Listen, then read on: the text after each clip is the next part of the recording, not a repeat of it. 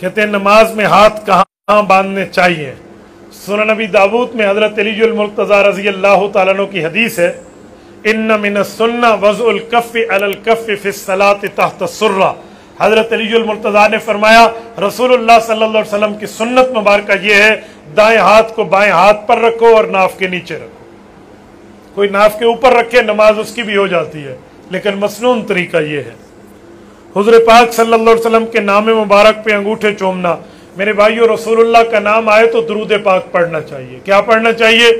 صلی اللہ علیہ وآلہ وسلم۔ آپ بھی پڑھ لیں تو آپ کو کوئی اوکھا تو نہیں۔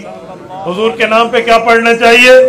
صلی اللہ علیہ وآلہ وسلم۔ حدیث پاک میں من صلی علیہ واحدۃ صلی اللہ علیہ عشرہ، او کما قال حضرت ابو ہریرہ کی روایت صحیح بخاری میں کہ جس نے میرے اوپر ایک بار درود پاک پڑھا اللہ رب العزت اس کے اوپر 10 مرتبہ رحمت نازل کرے گا۔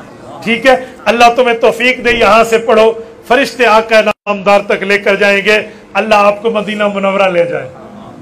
کنجوس و آمین تو نہیں آتے، اللہ آپ کو مدینہ منورہ لے جائے، اللہ آپ کی برکت سے ہمیں بھی لے جائے، عافیت سے لے جائے۔ آج کل راستوں کا عجیب معاشرہ کرتی ہے، عجیب معاملہ کرتی ہے، کیا دجالی فتنے ہیں۔